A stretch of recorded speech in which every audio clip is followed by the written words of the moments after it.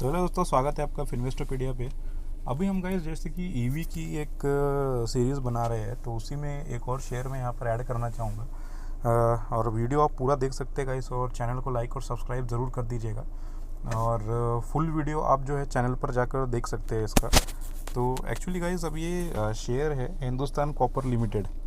ये share guys आप देख सकते हैं कि पिछले 6 महीने में इसने ऑलमोस्ट 75% की ग्रोथ जो है दी है, और पिछले एक साल के अंदर जो है 165% की जो है ग्रोथ इस शेयर ने दर्ज की है, जो कि बहुत ही बड़ा मतलब एक बूम है ईवी सेक्टर के लिए और इस शेयर के लिए भी। और कंपनी जो है वो गवर्नमेंट ऑफ इंडिया की कंपनी है, अंडरटेकिंग में से एक आती है, और काम भी जो है बहुत ही अच्छा कर रही है। माइनिंग और कॉपर से रिलेटेड काम है। अब जैसे कि ईवी बैटरीज़ की हम कभी भी बात करते हैं, तो उसमें गाइज मेजरली क्या चीज़ लगती है कि अभी ईवी में कभी भी हम बात कर रहे हैं यहाँ पर, तो गाइज ईवी में जो रॉ मटेरियल में यूज़ होता है मेजरली जो है कॉपर को बहुत ही अच्छा कंडक्टर ऑफ इलेक्ट्रिसिटी माना जाता है। और हिंदुस्तान कॉपर लिमिटेड जो है वो इस प्रकार के ही कुछ 5-6 मेटल्स के अंदर जो है वो मेजरली डील करती है। और बहुत ही जो है माइनिंग का काम ये कंपनी देखती है, और वहाँ से जो माइन में मटेरियल्स निकलेंगे उसका सप्लाई करेंगी। जो ईवी की एक चेन बनती है, यानी कि बेसिकली बैटरी बनेगी। कल मैंने एक बैटरी कंपनी बताया, उसके पहले क्या कि बैटरी में लगने वाले कुछ पार्ट्स है और गाड़ी में लगने वाले कुछ पार्ट्स है, जैसे कि अभी कॉपर हो गया, उसके बाद में एल्यूमिनियम हो गया, उसके बाद में आयन हो गया, लिथियम आयन बैटरी, लिथियम हो गया। तो ऐसी बहुत सारी चीज़ों की जब भी माइनिंग होगी ना इंडिया में, तो वो इन्हीं कंपनी के थ्रू होगी। मतलब ये कंपनियों को वहाँ पर जो है ना कि अब जैसे कि बैटरी बनाना है तो वो कोई साधारण सी बात तो है नहीं, उसके लिए मटेरियल और सारे रॉ मटेरियल्स लगेंगे। इतनी बड़ी मात्रा में अगर बैटरीज वगैरह सब चाहिए तो फिर ये बहुत ही उम्दा किस्म का काम है है ना। तो ये यही सारी चीज़ों को ध्यान में रखते हुए ऐसी और एक दो कंपनियां जिसके ऊपर मैं और वीडियो भी आने वाले समय में बनाऊंगा, तो हिंदुस्तान कॉपर लिमिटेड उन्हीं में से एक कंपनी है। इसीलिए इसकी मतलब पिछले जो 6 महीने में हम ग्रोथ देख रहे थे, पिछले महीने भर में देखेंगे तो आपको यहाँ पर जो नेगेटिव आउटलुक दिखेगा, है ना। 9% की जो है डी ग्रोथ है, लेकिन यहाँ पर नज़र आ रही है आपको। लेकिन 6 महीने में लॉन्ग टर्म में देख रहे हैं हम इसको, तो तकरीबन 75% के आसपास की ग्रोथ इस शेयर में देखी गई है, जो कि अनप्रेसिडेंटेड है। और ये किस चीज़ की वजह से है? ऐसा तो है नहीं कि कंपनी मतलब काम तो कर ही रही है पहले से, लेकिन अचानक से शेयर में बूम क्यों आया है?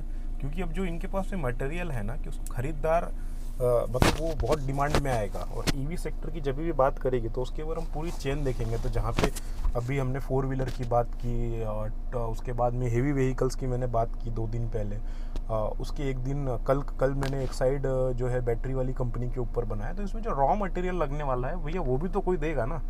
जैसे हम गाड़ियों में बात करते हैं कि गाड़ी जब चलेगी तो उसमें टायर तो लगेगी ही, इसीलिए एमआरएफ का शेयर वगैरह जो है भागता है। तो अभी जो इलेक्ट्रिकल व्हीकल्स जैसे चलेंगे तो उसमें बैटरीज तो लगने ही वाली है, और बैटरी बनाने के लिए जो रॉ मटेरियल लगेगा उसकी माइनिंग करके वो आएगा। जिस प्रकार अगर किसी प्रकार का मेटल है, किसी भी प्रकार का केमिकल सब्सटेंस वगैरह अगर बना रही है कंपनी, तो वो कंपनियों के शेयर्स भी तो बढ़ेंगे, उनकी भी तो डिमांड बढ़ रही है।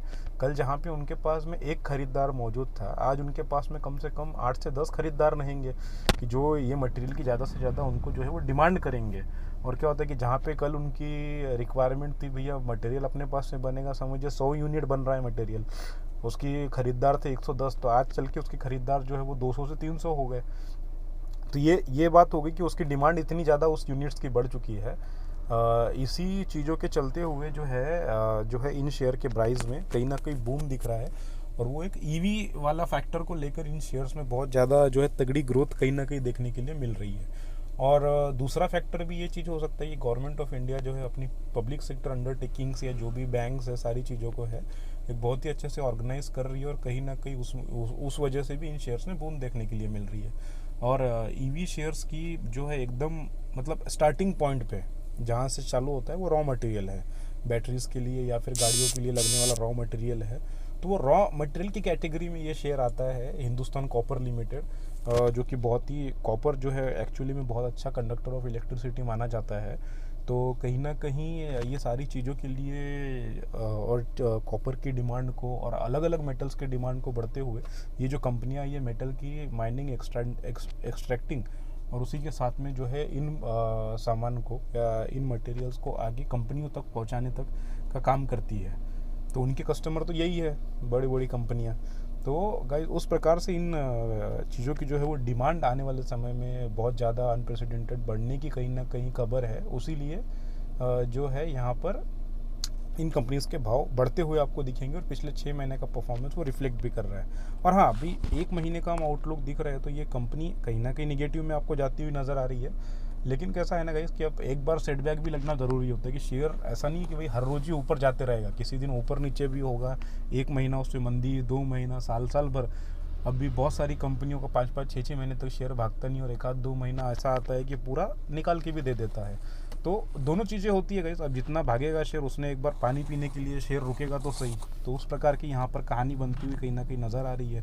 और गवर्नमेंट का भी शेयर है, आप इंटरेस्टेड रहते हो नहीं रहते हो उस कंपनी में, तो आपको ही थोड़ा सा डिसाइड करना है।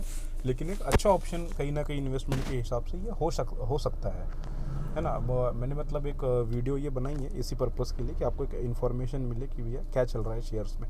पी रेशो हालांकि देखा जाए तो अच्छा खासा हाई यहाँ पर बना हुआ है और 24,000 ऑलमोस्ट 25,000 करोड़ की मार्केट कैपिटलाइजेशन बताई जा रही है इस कंपनी की। तो वो बहुत ही अच्छा कंपनी के लिए है। उसके बाद में डिविडेंड यील्ड भी दिख रहा है यहाँ पर 0.36% का, तो अच्छा खासा दे रही है कंपनी। और अभी हाई देख सकते हैं 52 वीक का जो हाई है कंपनी का वो 306 है। वैसे जब कंपनी 2010 के आसपास लॉन्च हुई थी, मतलब आईपीओ जब आया था, कंपनी तो बहुत पुरानी है, जब आईपीओ आया था तो उसके अब देख सकते हैं कि इमीडिएटली उसके बाद में ही जो शेयर है वो कम से कम जो है 600 रुपये तक टच करके आया था।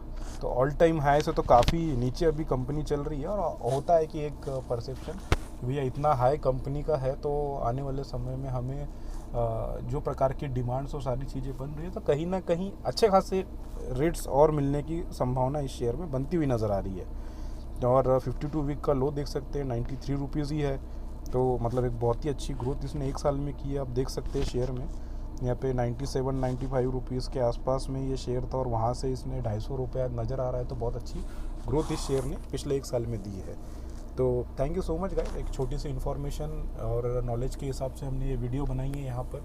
और आपको जैसे कि आप सर्च करते रहते तो उसी सर्च में हमने एक एनहांसमेंट बोलकर ये वीडियो बनाई है जिससे आपको एक और शेयर के बारे में इन्फॉर्मेशन मिले एंड देन निवेश के हिसाब से आप इसको सोच सकें कि मतलब इस नॉलेज के भरोसे पर। एंड थोड़ा सा गाइस मैं ये भी चीज़ कहता हूँ कि आप अगर शेयर मार्केट में हैं और काम कर रहे हो तो आपको अपना भी एक एनालिसिस पैटर्न और रिसर्च थोड़ी करनी चाहिए, क्योंकि आप अपना पैसा लगाते हैं। तो that is the thing guys कि हम सिर्फ बोल देते तो उस पर ऐसा पैसा नहीं लगाने का है। थोड़ा सा अपना भी रिसर्च आप बिल्कुल करिएगा, तो इससे आपका भी नॉलेज बढ़ेगा और आपको भी डिसीजन मेकिंग आपकी बहुत ही अच्छी होगी। तो दैट इज़ द थिंग। तो गाइज मिलते हैं अगले वीडियो में, जब तक के लिए चैनल को लाइक और सब्सक्राइब कर दिए। अदर वीडियोस भी चैनल में आप जाकर देख सकते हैं और चैनल को लाइक सब्सक्राइब करते हो तो एक मोटिवेशन मिलता है आप सभी के लिए वीडियो बनाने का। तो thank you so much guys, इस वीडियो में हमारे साथ में बने रहेंगे। मिलते हैं अगले वीडियो में, तब तक के लिए अपना बहुत ख्याल रखिएगा।